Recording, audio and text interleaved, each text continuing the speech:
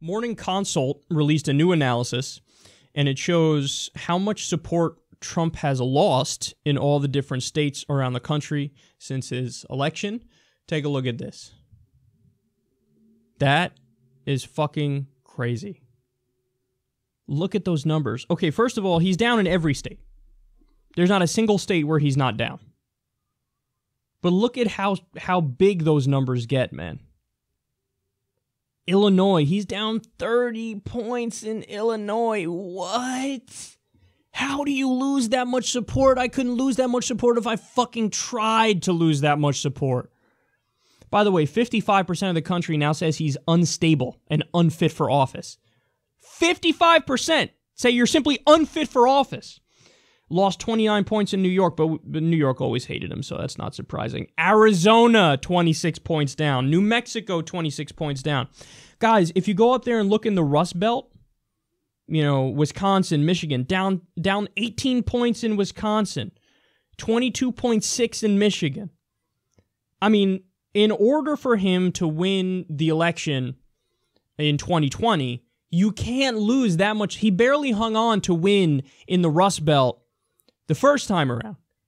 If you're bleeding fucking 17 points here, 22 points here, in Florida down 21 points, you can't hold on and win those crucial states that you're going to need again. So, wowzers, wowzers, wowzers. Look, man, the Democrats have an opportunity, but the Democrats need to be rational in their response here, because you are rolling the dice by running another corporatists. I mean, that's just the fact of the matter. If you run fucking Tim Kaine, God forbid Hillary Clinton again, you run Cory Booker, you're rolling the dice because this guy is so immensely beatable. But if you put somebody up against him who's a mealy-mouthed corporatist, he can win again. He can win again. There's no doubt about it. But if you have somebody who's, look, even somebody who's got 1 foot in the corporate Democrat camp and 1 foot in the populist left camp, that person can beat Trump. The 50-50 candidates can beat Trump. The bubble boys can beat Trump.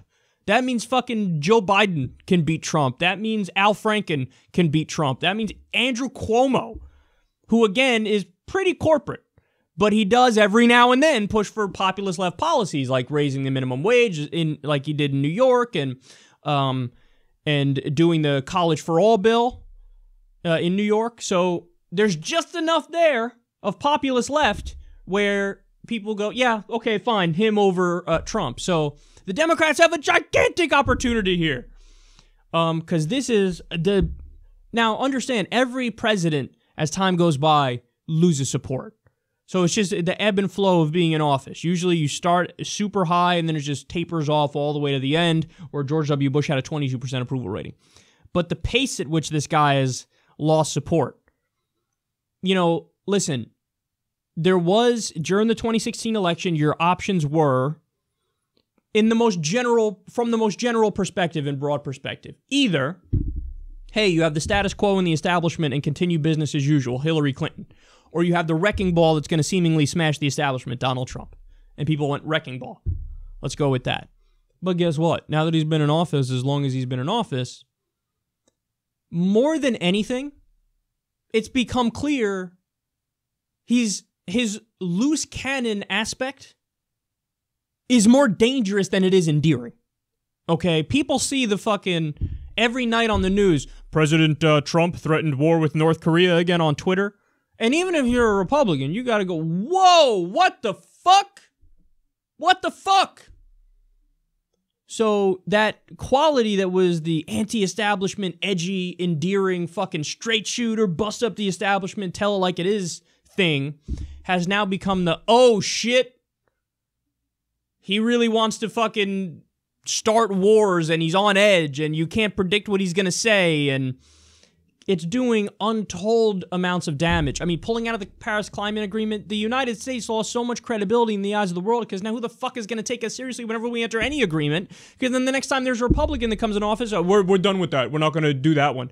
Now with the Iran deal, you do this amazing deal with Iran that makes sure they don't get a nuke. Now Trump's pulling out of that, And then the rest of the world's like, you fucking idiot, what are you doing? He thinks, oh, the Iran deal makes it so that they get nukes. No, it prevents them from getting nukes. Getting out of the deal now assures that they're gonna get nukes, you fucking gigantic idiot. So on the one hand, he's serving corporate interests, he's serving Wall Street, he's being their little servile bitch boy. And then on the other hand, he's also massively unstable and unfit and fucking threatening war on Twitter. And people can look at that and go, oh shit. It wasn't that he was anti-establishment and he stood for something. It's that he's anti-establishment because he's a fucking toddler who doesn't even understand the concept of the establishment. And he's just shooting from the hip, and he can't even string together a coherent thought in his head. It's like when he talks, it's one sentence fragment after another, because he can't follow a thought through to its conclusion because he doesn't have that mental capacity. So people are getting it now, man. They're like, what the fuck have we done? Those numbers are absolutely staggering. You can see them for yourself all around the country. Even in places that are, you know, Trump through and through. Utah down 17 points. Wow. We just got to hold on, man. Hold on till 2020, because a lot of bad can happen. Probably war with North Korea is the worst one. I mean, he just keeps threatening it. We're on the verge of war with North Korea. There's no doubt about that. Can that not happen all the way till 2020? Please. Oh, my goodness, please.